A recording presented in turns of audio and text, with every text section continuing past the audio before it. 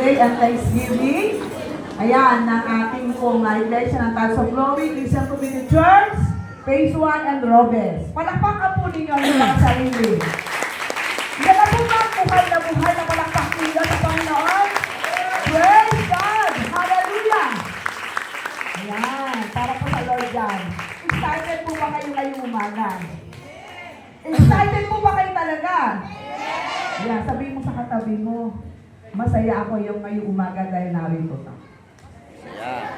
Ayan. Siyempre, hihitian nyo, di ba? Yeah, yes. Excited tayo palagi. Amen. Lalo tayo excited ngayong umaga dahil nag-expect po tayo ano po gagawin ng Panginoon ngayong umaga. Amen.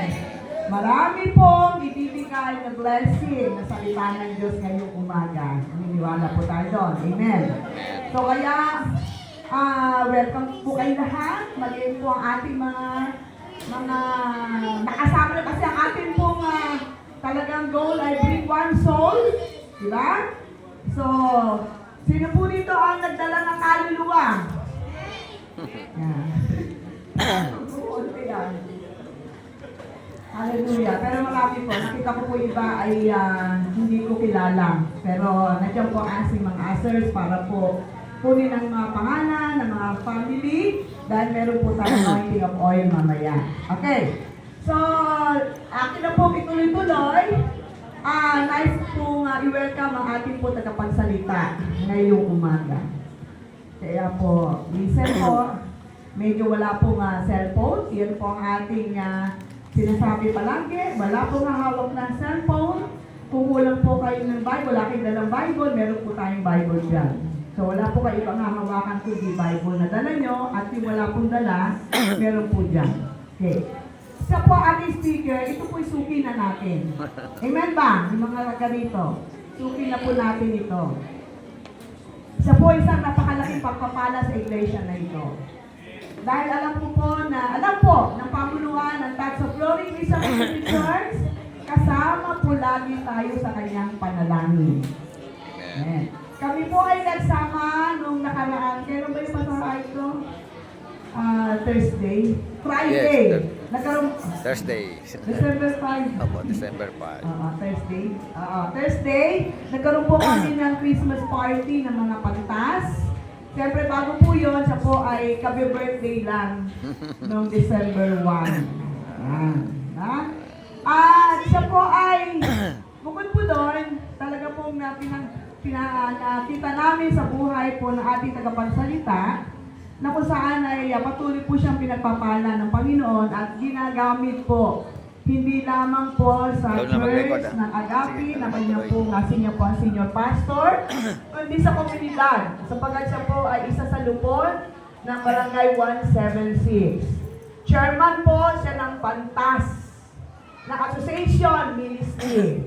Yan. Yung mga hindi alam ang Pantas, ito po yung mga lalaki at babae na marurunong na tinawag ng Diyos. Marurunong dahil pinutulungan patuloy sa salita ng Panginoon. Gusto niyo po ba dumunong? Amen! Dumunong na meron pong pagpapakumbaba. Amen! So, yung po yung mga pantas na ito, talagang nakita po namin kung paano po sila pinagpala ng Panginoon. Kasama po ako doon. Siyempre, hindi ako kapayag. Amen, di ba? Kasi palagi po sinasabi dito sa iglesia na ito, kapag ikaw ay na kay Kristo, ikaw ay pinagpala. Pagpapanain ng Panginoon. Amen? Kapag ikaw ay na kay Kristo, paganda ng paganda. Ano ayaw nyo O ako lang. Ayaw nyo Pag ikaw na kay Kristo, palakas ng palakas. Pag ikaw na kay Kristo, pasenso ng pasenso. Amen. Sapagkat siya ng plano ng ating Panginoon. Amen. Kaya, sama niyo sa panalangin na ating tagapagsalita na ginagamit. Siya rin po ay chairman ng Asian Seminary of Leadership na kung saan na pinabibilangan po namin, doon po ako nag-graduate at iba pong mga elders dito. At siya rin po ang bigyan pinapala. Siya po naging instrumento para po kay pagpalain. At magkaroon po ako ng extension ng ASOL sa Barangay 171 na hanggang sa ngayon. Yan. Kaya sabi ko sa inyo, napakalaki pong papala po ng ating tagapagsalita sa iglesia na ito. Na kahit na po maraming mga pagsubok na dumating sa iglesia na ito, naroon pa rin po ang suporta ng ating po tagapagsalita. Meron po siya nag-iisang asawa. Amen. Meron po siyang magandang nag-iisang asawa. Meron din po siyang magagandang mga anak at mga apo. Ngayon po din ay ginagamit din po siya sa mga iba't ibang mga ministry according sa talento na binigay sa kanila ng Panginoon. Kaya nga po, very excited tayo ngayong umaga sapagkat naniniwala po ako, napakatagal po ng pinanalangin ng pamunuan na ito. No, natagpuin ng ating Panginoon sa pamamagitan ng salita na magmumutawi sa bibig ng ating tagapagsalita ay ma-meet po yung needs ng bawat isa. The family, no? Kaya hindi ko na po tatagalan, medyo matagal na rin no?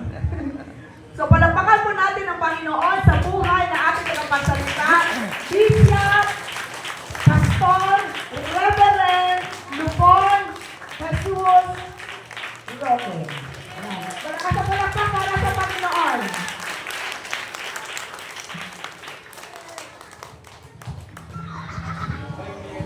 Salamat po sa masigaw at talagang blessed na pagpapakilala sa inyo pong lingkod, Pastora Luz Biminda Gilaran. At hindi lamang po siya pastor, siya rin po ay graduate po ng Doctor of Ministry ng Asian Seminary of Leadership. Kaya dapat din po siya tawagin Doctor of Theology na po. So, I am so glad na ako po ay muling makabalik dito para makapagbahagi ng mabubuting balita o ng mga magagandang balita ng salita ng Diyos po sa ating pong kalagitnaan. So, pag-uusapan po natin sa umaga pong ito ay meron pong kinalaman sa pamilya, sa tahanan. At ang title, A Man in the Family. Bakit man? Lalaki lang ba sasabunin natin ngayon? Or a husband in the family. Yan po yung ating pong pag-usapan. A father in the family. Sige po, tayo po tayong lahat bilang paggalang sa Ginoo sa kanya pong mga salita na ating pong pagbubulay-bulayan. Makibukas po kayo sa aklat po ng Josue, Kapitulo 24, talata 15. So, itaas natin ang basa from verse 14 hanggang verse 15. Ito po ang ating pong matutunghayan, Joshua chapter 24. Kaya ngayon, sambahin ninyo si Yahweh at paglingkuran ninyo siya ng buong puso, katapatan. Alisin ang mga Diyos-Diyosan dating sinasamba ng inyong mga ninuno sa Mesopotamia at sa Ehipto. Si Yahweh lamang ang inyong paglilingkuran.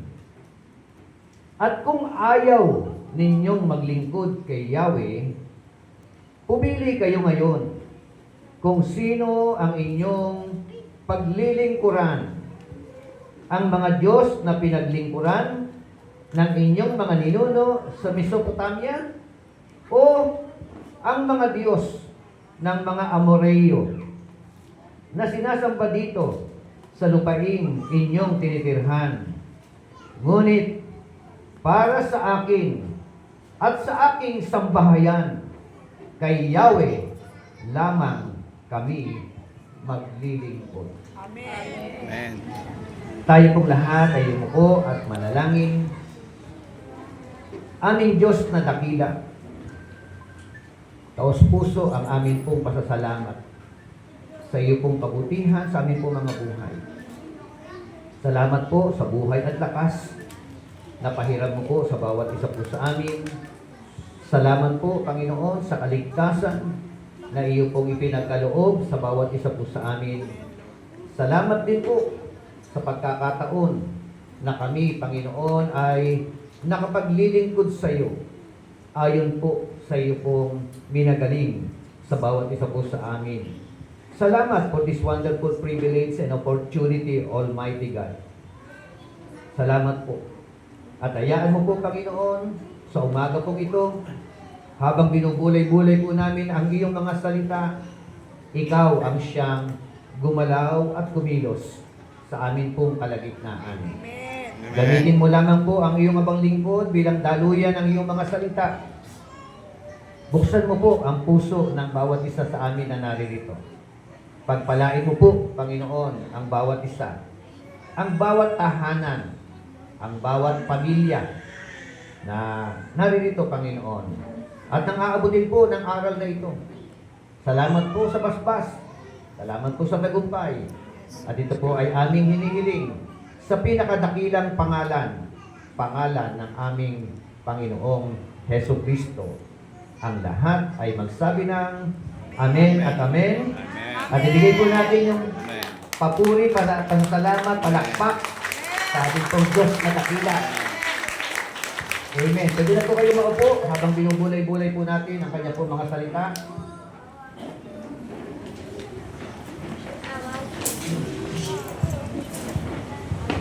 A man in the family,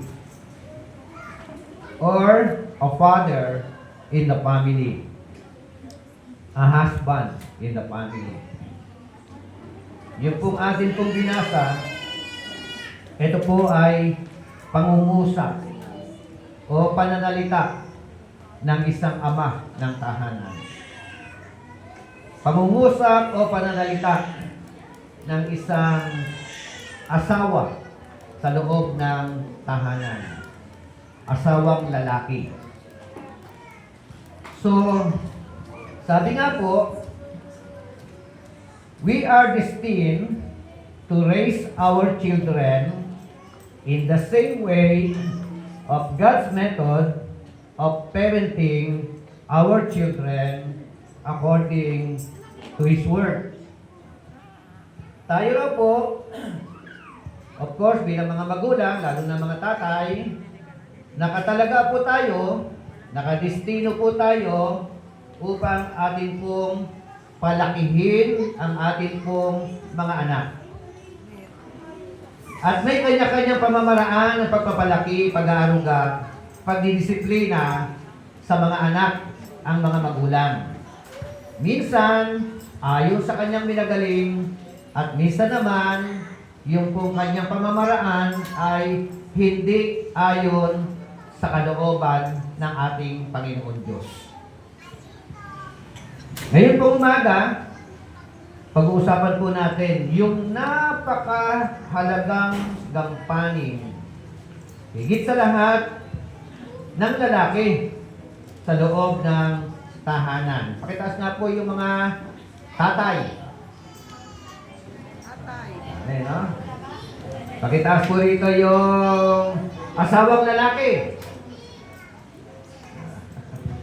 Okay.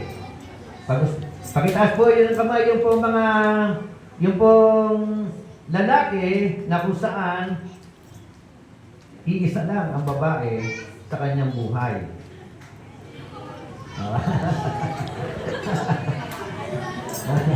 So, di ba? So, yung ano tinatawag na one woman man. Di ba, no? So, yun po yung ating po mga pinag-uusapan, ano? Sabi nga po, don't allow our family members to be cheated of God's best by an act of evil ways. Huwag daw po natin hayaan na bawat miyembro ng ating pamilya, anak man yan, asawa man yan, ay mahatak ng kaaway, malayo sa katotohanan, at maging casualty, no? Sa larangan ng tinatawag na buhay at pamumuhay. Kaya nga po, napakahalaga yung pong gampanin, higit sa lahat, ng mga ama ng tahanan. No?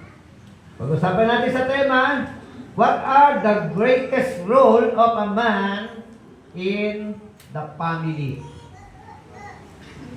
Ano-ano ang mga dakilang gampanin ng isang ama, tatay, asawang lalaki sa loob ng tahanan? Una po, sabi nga dyan sa talatang 24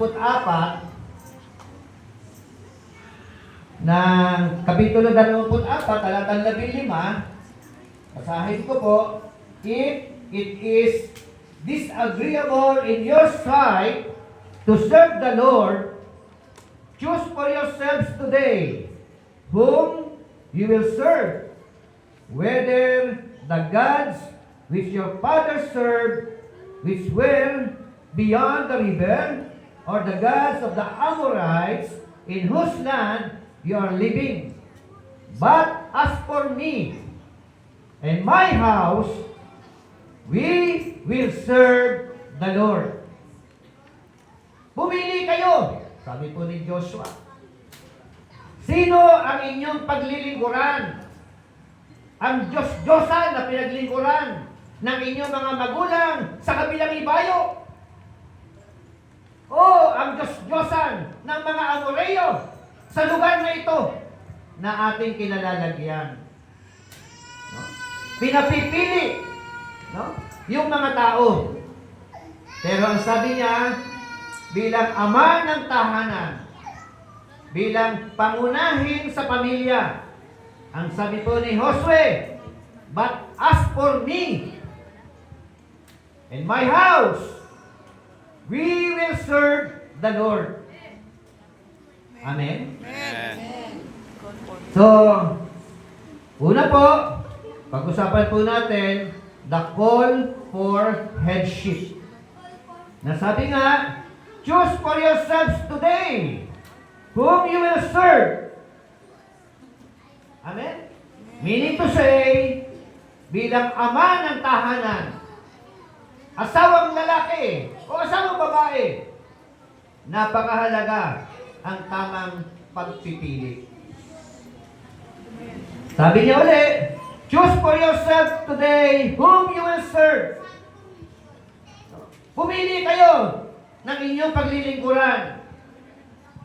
Yun po ang kanyang hamon doon sa kanya po mga tagapakinig. Kaya meron po isang kasabihan, life is not a series of chances, but life is a series of choices. Amen? So, ang buhay ay punong-puno, no? Hindi raw po ito punong-puno ng tsansa lang. Bagkus, ang buhay ay punong-puno ng pagpipili. No? Ganyan kahalaga yung pong atin pong mga ginagalawa sa buhay po na ito. Ang implikasyon po na ito, meron pong pagpipilian, whether choosing, serving, yung tunay na Diyos, o yung idols. Ano po? Ano pa? Po pwede pong pagpipili ng pinaglilingkuran, yung pong tinatawag na mammon against God. O yung pong tunay na Diyos. No? At dito po, sa isang pinagpipilian nila, the gods of Amorites or the God of Israel. So, maging sa atin po mga buhay, sa atin po kapanahunan. Lalo na, ano po, yung pong mga kalalakihan. Kasi po, papasadahan po natin even our relationship with, with our wife. Ano po, sa mga oras po na ito. In other words, kung atin po sisipatin, yung po mga talata po na ito, sabi nga, God placed Adam in the Garden of Eden to tend and to keep it. Amen? Ang Diyos po, inilagay si Adan. Saan? Sa hardin ng Eden. Anong dapat niyang gawin? To keep it. No? And to tend it. Alagaan, ingatan, pangasiwaan yung pong hardin ng Eden. So wala na po yung hardin ng Eden. Today, yung mga Adan ngayon. Apa? Today, a man's garden is his marriage and home. Amen?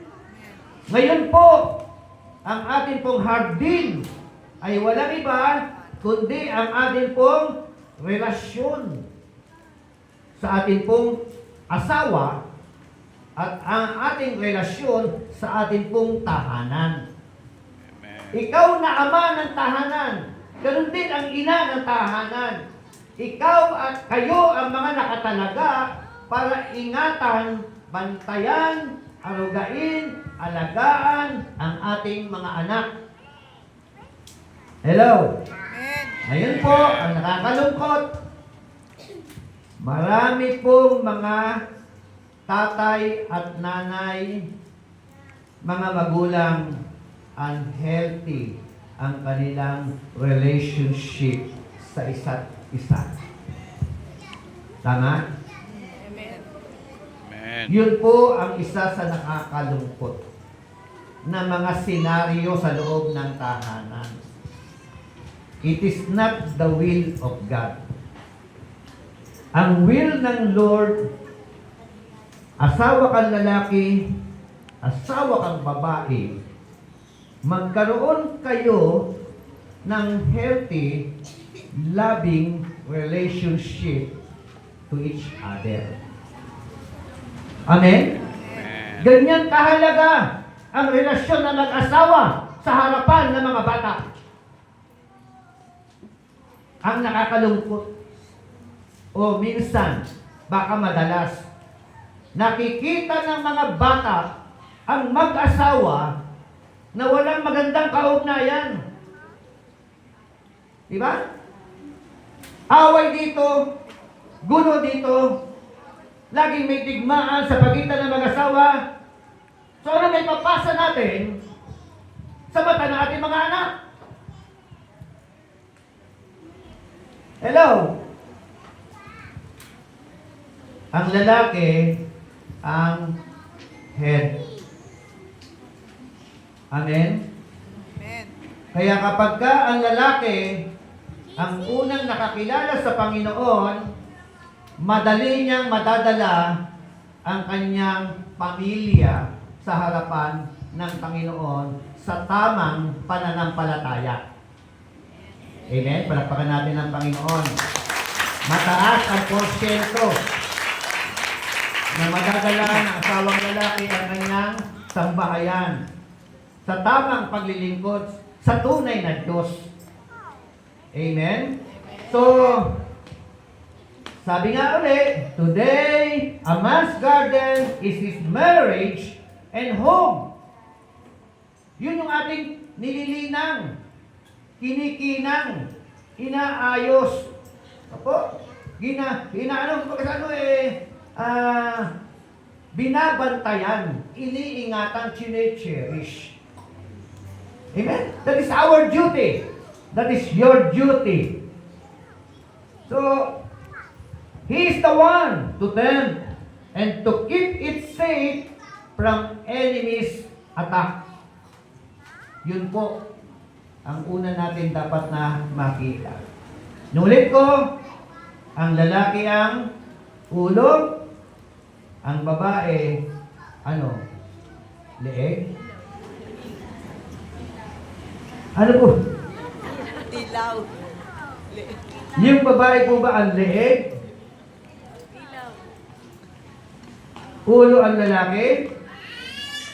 Parang nangyayari kasi, tama, tinatanggap natin ulo ang lalaki, leeg ang babae. Kaya ang may kontrol kay lalaki, ang babae. Hello? Di ba bumabaliktad ang sitwasyon? Instead na ang babae ang magpasakop kay lalaki, si babae ang sumasakop kay lalaki. That is biblical? That is not biblical. Amen? So, tuloy natin. Sisimula pa lang tayo. Pangalawa, the call for personal and household commitment. Apo, unang panawagan, tawag po sa mga kalalakihan, magpakalalaki ka. Amen? Tayuan mo ang pagiging lalaki mo. Hindi para mambugbog. Para bigyan ng mga pasapasa ang iyong asawang babae. Tayuan mo ang pagkalalaki mo sa pamamagitan po ng kakikitaan ka ng magandang halimbawa. Amen? Hindi po yung akala mo tunay na lalaki ka kapag ka ikaw ay hahapay-hapay diyan sa kalsada. No? Na naghahamon ka ng away, sinusiga dito. Sino matapang? Lumapit lang kayo. Hindi po. Yun po mga ganun lalaki, gusto ko po sabihin sa inyo, nuno kayo ng duwag. Ha? Humuhugot lang kayo ng tapang kapag ka nakainom. Paglaseng. Di ba ba? Ang tunay na mabalad sa harapan ng ating Panginoon, ang tunay na lalaki sa harapan ng ating Panginoon Diyos ay ang lalaki na kung saan pinangungunahan niya sa paglilingkod ang kanyang sambahayan sa harapan ng ating Panginoon Diyos.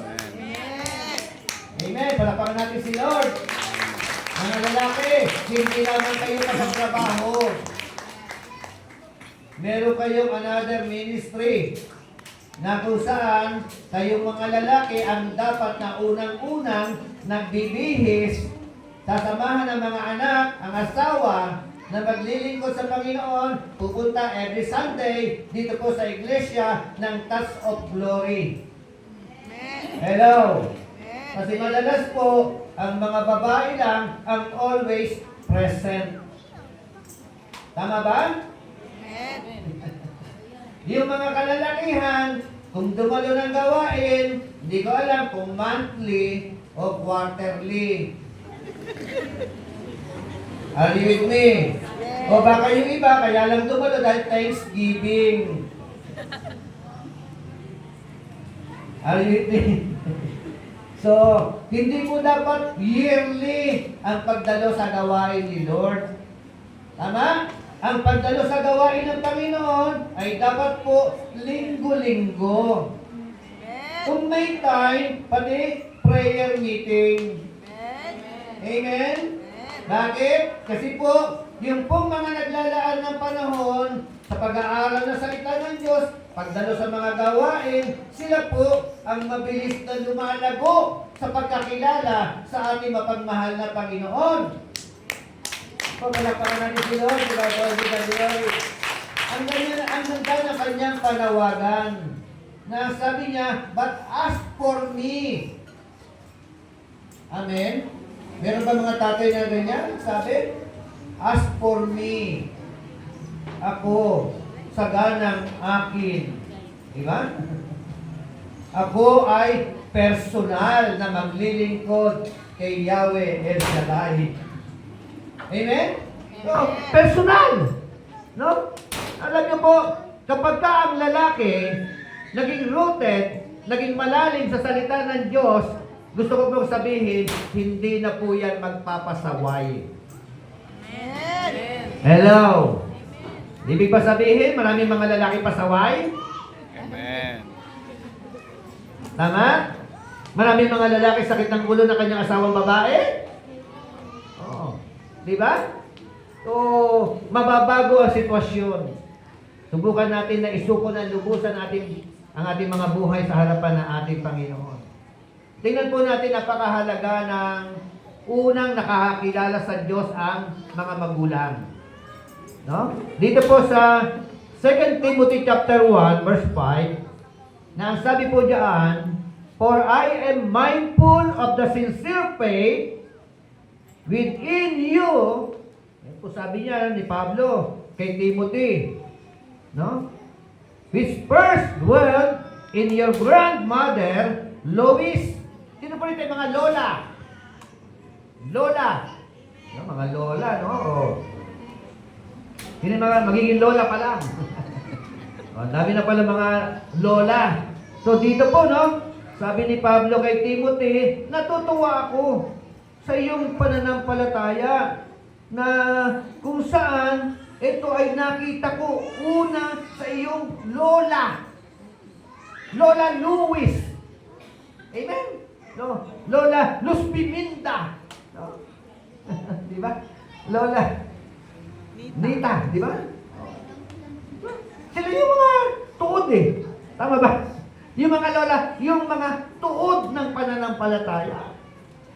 At yung pananampalataya na meron si Lola. No? Ito ni Pastor Edil. Nakalimutan ko pangalan. Lola Susan. Susan. Di ba? Lola Susan. Nasaan na? Si Lola Susan. Parang hindi mo nakita. Yeah. Oh, Lolo. Di ba? Yung mga matatanda, katulad ng mga puti buhok, yung mga nalagas na yung mga buhok, di ba? So, tumatanda tayo na kung saan meron tayong naiiwang mga magagandang bakas sa ating pamilya. Amen. Amen? Palakpakan natin ang Panginoon. Ang pangit kapag kayo ay tumatanda ng paurong. Tama ba? Amen. Totoo ba yan? Opo! Marami po at meron po. Hindi ko lang alam kung katabi mo o nasaan pa siguro. Kung kailan tumanda at saka nagpasaway. Tama? Kung kailan tumanda at saka nagsyabo. Hello? Diba? Kung kailan tumanda, tsaka kumirengkeng.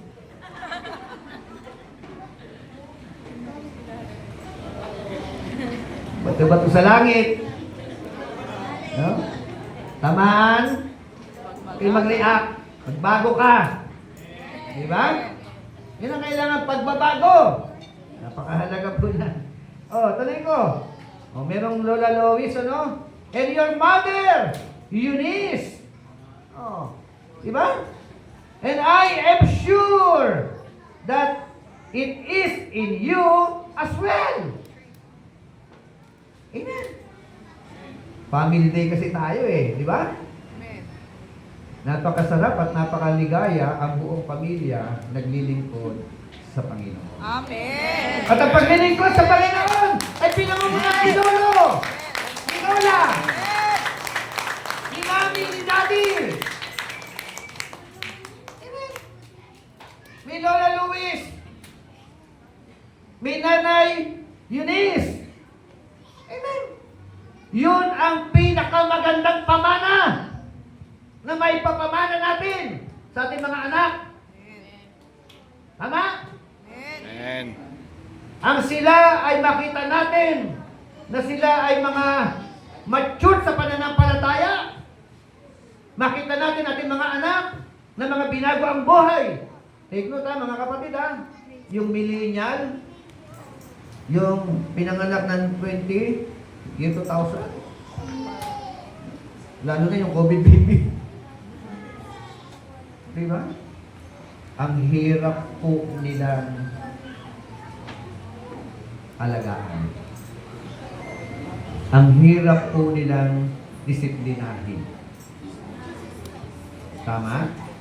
Kasi para silang mga robot. Are you with me? Napansin ninyo? Parang mga robot yung mga apo natin. Ang kaharap laging computer. Yes. Babad sa computer. Mahihina ang mga katawan. kulang ng exercise. Yung mga mata busog na busog sa kapapanood. Kaya yung mga bata ngayon, bata pa lang, Salamin. may salamin na. Correct. Tama? Tama. Dahil pagod ang kanilang mga mata. Kalalaro, babad sa cellphone. Mabigat po ang kampanin natin sa next generation. Hamon ito sa ating generasyon for the next generation. Pag hindi natin naapula ang problema na yan, magiging malaking balakid sa pananampalataya. Amen? Amen. Sabi nga, they are Timothy's spiritual heritage. Amen? Lolo, lola, nanay, tatay. Siguraduhin po natin ang pananampalatayang meron tayo ay maipapamana natin sa ating mga anak at sa ating mga apo. Amen. Palakpan natin ang ating Panginoon Diyos. God, glory, God, glory. Ganyan ka sensitibo yung po mga millennial na yan. Amen? Amen. So, personal commitment nung matanda. At yung commitment niya yan, isinama niya ang kanyang sambahayan. Amen? Amen. Yung commitment natin mga matatanda, isama natin ang ating pamilya. Kaya sabi niya, and as for my household, we will serve the Lord. Amen. Amen? As for me and my household, and my house, my family, my children, my wife, my grandchildren, we will serve the Lord. Amen. Amen? Amen. Sino po rito yung buo ang pamilya na narito ngayon? Kompleto. Sino rito yung nag-iisa lang? Sa family. Sino rito yung nanay lang? Tatay lang? Sino rito yung mag-asawa lang? Wala mga anak?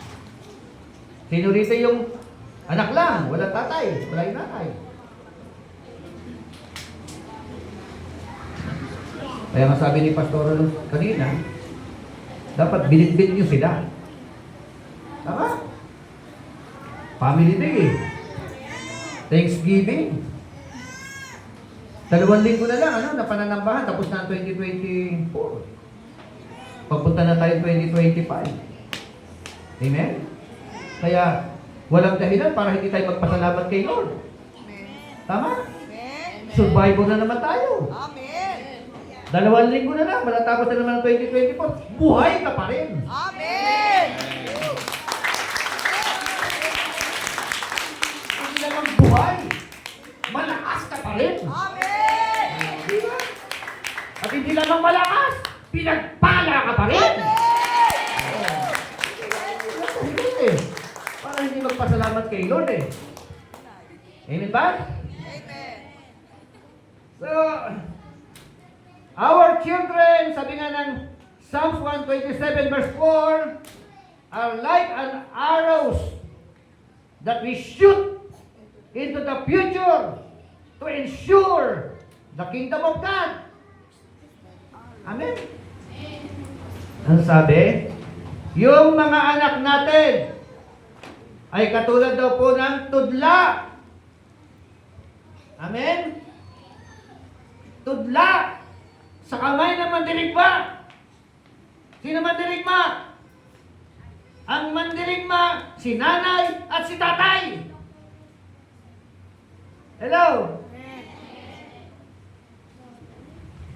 Yung tudla, mga anak. Amen? So, sino dito mayroong pinakamaraming tudla? Sino maraming anak? No. Yan, merong 12 anak. 10. Uso pa ba yun? Wala na, uso. Ano naman? Tinanong ko kanina yung bininyagan ko, yung mga magulang eh. Ilan kasi maging anak? 2 lang po. Ano, 2 po? Hindi po, 2 lang po. 2. Ibig sabihin, 2 lang ang tudla mo. No? Oh. Eh, pwede na rin. Pag sumabla yung isa, may isa pa. Tama? Yan yung mga tudla, ano, mga anak. Kayo po magpaplano para sa kanila. Kayo mag-iisip, someday itutudla ko ito sa Amerika. Di ba? Afghanistan. Ito eh, papana ko ito sa Malacanang. Di ba? Kaya yung ibang anak ninyo na yan, mga tudla yan eh, reward yan eh, award yan. Galing kay Lord. No? Kaya bilang ipinagkatiwala ng Diyos sa atin, mahalaga na ngayon pa lamang planuhin mo na kung saan mapupunta yan. Amen. Amen. Pag ang magulang walang plano, baka mapunta na City Jail.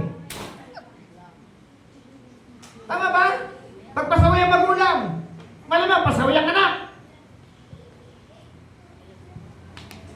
Amen po ba? Amen. So, like arrows in the hands of a warrior. You are the warrior. The parents are the warrior. Amen? And the children, arrows. Kayo po mga bata, pag pinagpala kayo, huwag niyo kakaligtaan, tumanaw ng utang na loob sa inyong mga magulang. Amen. Amen? I-bless kagad ninyo ang inyong mga magulang. Huwag natin gagayahin yung iba dyan. Amen? Tumalo, nakakuha ng ginto.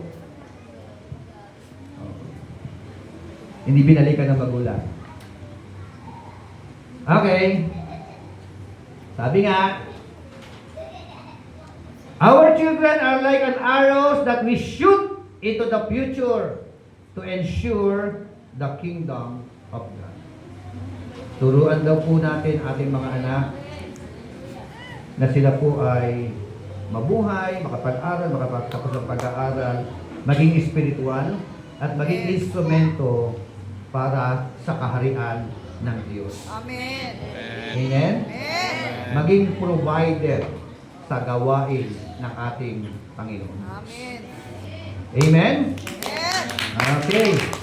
Sabi nga, God desires our children to be mighty on earth.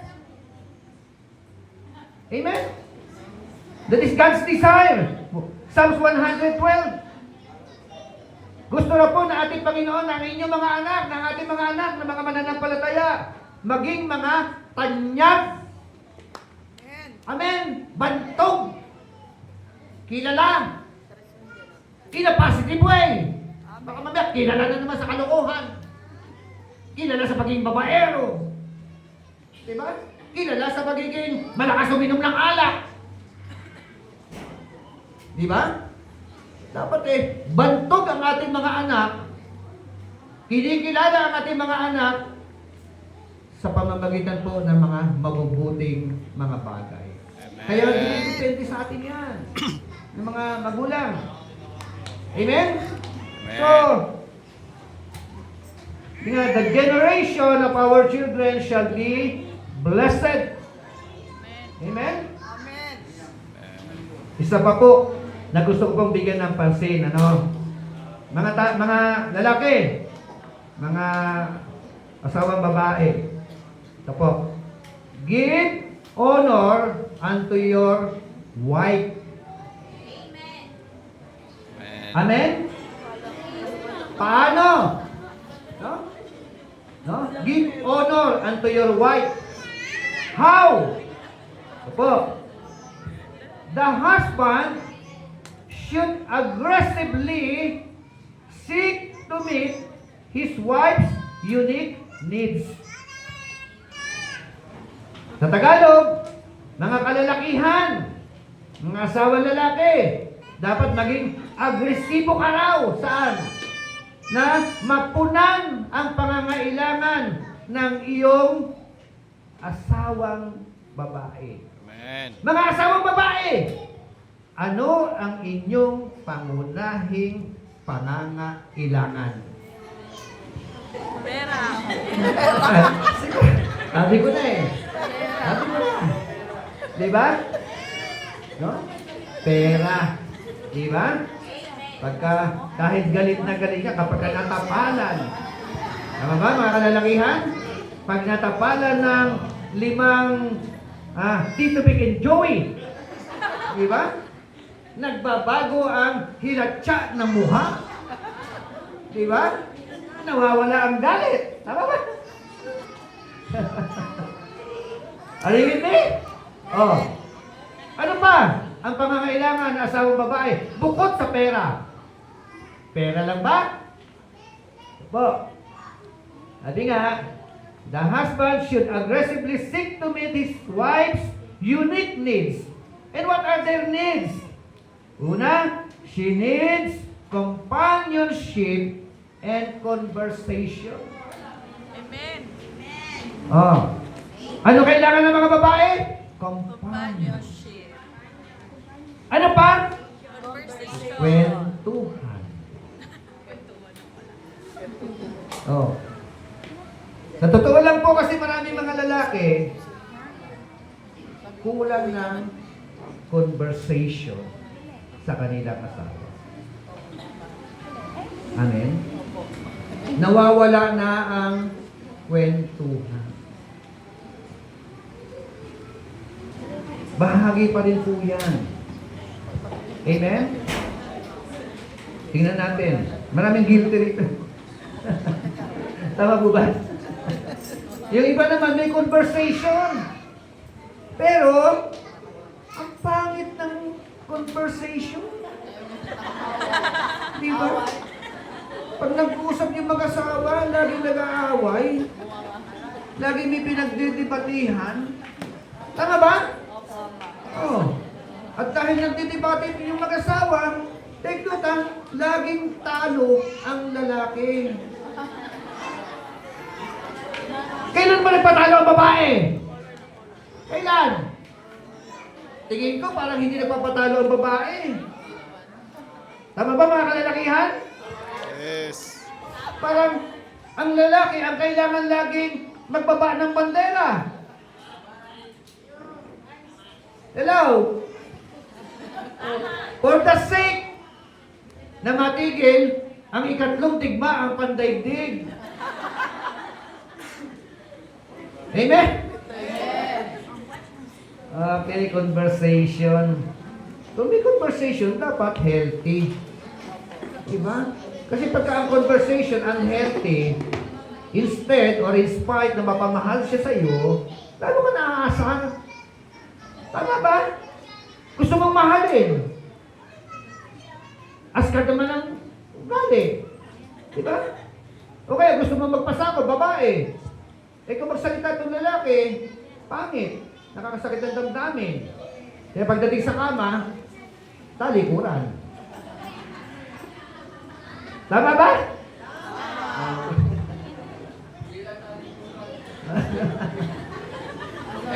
Okay, ito pa ha. Tingnan niyo po sa Deuteronomy chapter 24 verse 5. Doon po sa Deuteronomy 24:5, ano pa kilagay dyan? Kaya ba yan? Hindi mo yata. 24:5. Alam niyo po doon sa Israel, sabi nga, the new husband were commanded to spend the first year of marriage to fulfill their needs. Oh. Yung pong bago mag-asawa, 1 taon pala na hindi po pwede lumabas sa giyera. No? Kasama mo ang asawa mo parang honeymoon stage. No? Kasama mo siya for 1 year. Oh. Hindi ka po pwede lumabas sa digmaan. Ang didigmain mo, asawa mo. Naintindihan niyo ako? Yes. Naintindihan niyo ako, tiyak. Okay. Another one. Ito pa, mga kalalakihan. She desires her husband to hold her and pray for her. Amen? Yung holding, tender care. Yung touching. Are you with me? Darling, sweetheart, sakit ng likod ko. Pwede ba kumuha ka ng efficacent oil? Kumuha ka nga ng efficacent oil nung pinahiran mo. Tender ba yan? Diba? Diba yung touch na merong love? Amen? Huwag na nabot. Kung lalaki naman ang may masakit sa katawan. Diba? Baka sabihin po, pag ang lalaki masakit din ang katawan. Kuha ka rin ng langis. Okay, magpakulo ka ng tubig. Huwag mo inubuhusa ka niya. Amen? Amen. Baka ng tuwalya, maligam-gam, dampi-dampi. Tender. Ramdam kasi kung tender. Tama ba? Ramdam din kung naiinis yung nagpapahid. Amen? Okay. She needs affection and romance. Amen? Tawag papa mo. Kailangan pa na yun. Tawag. No? Kahit may edad na kayo. Tama ba? Merong affection. Merong romance. Amen? So, mahalaga po sa mga mag-asawa po yun. Baka nakakaligtaan na natin yan eh. Kaya laging may itang ulo. Diba? Laging nakasinghal. Isang kakalabit ka. Walang affection. Kaya walang response. Ay, naka. Kaya mamaya pagkatapos nito, balikan ninyo ang inyong asawa. Amen? Kung ano mga pagkukulang ninyo. Amen? Iparandam uli. Ligawan uli natin ating mga asawa. Amen? So, she needs also financial security. Yan. Amen? Aanhin mo ang lambingan kung pagkatapos ng lambingan, walang pera. Diba? So, kumpleto sa regalos. Kaya nga, malawak pala ang aspeto, no? Ang paglilingkod kay Lord, kasi yung pa sinasabi, maghanda tayo ba ating dating na si Lord? Diba? Kailangan prepare tayo for the coming of our Lord Jesus Christ. Tama yan eh, preparation eh. Pero, how can you prepare yourself for the coming of our Lord Jesus Christ kung unhealthy ang relationship mo sa pamilya mo? Diba? Amen. Kung ikaw anak, pasaway. Likod ka ng likod sa Panginoon. Atin ka na atin ang gawain ng Panginoon, pero disobedience ka, rebelde ka. Diba? Atin ka na atin ang gawain ng Panginoon, pero yung asawa mo, hindi mo na paghandaan ng makakain. Oh, di ba? Bering. Lagi ka na sa simbahan. Mabait ka sa loob ng simbahan. Pagdating sa bahay, demonyo. Ano ba gano'n? So, yung kabaitan natin, yung kabanalan po natin sa loob ng simbahan, dala-dala natin una sa bahay. Amen? Sa tahanan. Ang una makakakita ng pagiging righteous natin ay walang iba kundi ang ating asawa, ang ating mahal sa buhay, ating mga anak. Kapag ganun ang mangyari, yung mga anak natin, ang buo nating pamilya, tama ang sinabi ni Joshua, ako at ang aking sambahayan kay Yahweh lamang maglilingkod. God bless po sa bawat isa. Thank you po. Sa pagkakataon, ako din nakapagbahagi ng mabuting balita sa ating pong kalagitnaan. Amen. At kung kasunod, pagpe-pray ba natin ang mga pamilya or whatever?